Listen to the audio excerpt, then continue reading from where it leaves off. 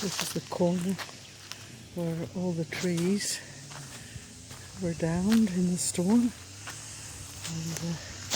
this will be where they've lined all the cut logs and whatever lining the path. And as you can see, this is over here. Where are we?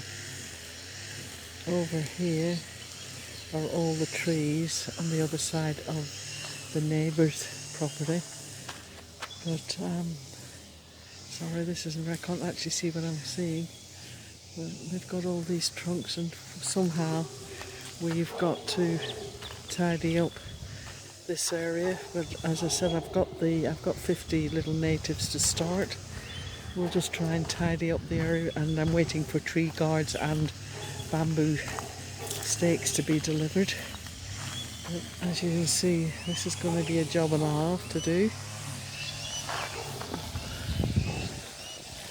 We're actually having someone call tomorrow, hopefully, and see if they can do anything with these paths cheaply that we can put down just to give it a bit of a harder surface, because it's a slope and it's fine now, it's dried out, but it will get very muddy when rain comes. Instantly you're just in a quagmire. So again, these are the tall stumps. I think I've showed you these before. And on the other side, the logs that you see are all on the neighbour's side. I'm not sure if she's going to be doing anything with them or not. But as you see, devastation. Well,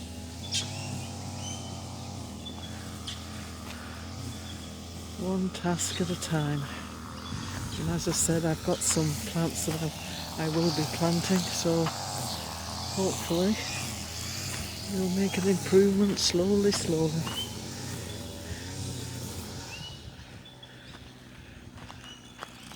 Just walking back down to where I started.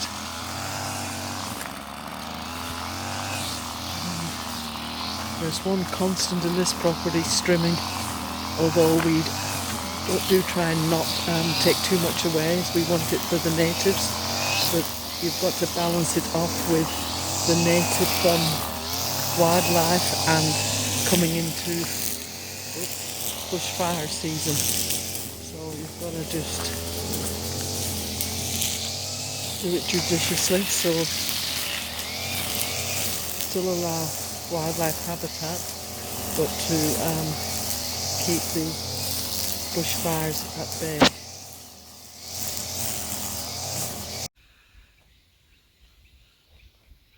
Another pile of firewood which really needs to be chopped up smaller, but it can sit there and harden off.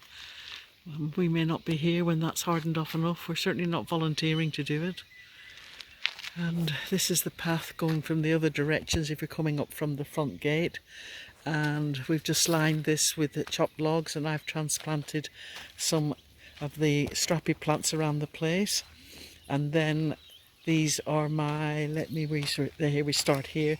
These are my bargain basement plants, phorniums, that I bought in Bunnings Hardware, but they seem to be taking all right.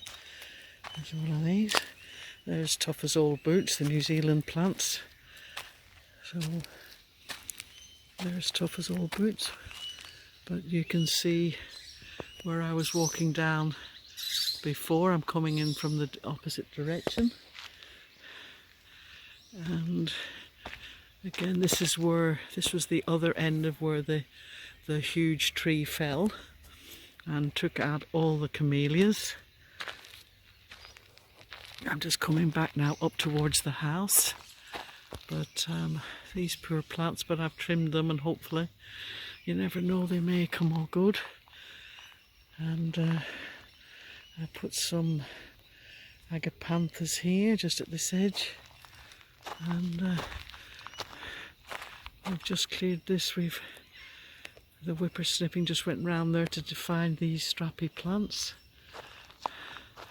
And oh, dare I tell you, but this is one of the that's one of the trees that came down with the huge tree, but I'm not sure if anyone's using this because it's quite low to the ground, but I'm sure some wildlife or insect life will be utilising it.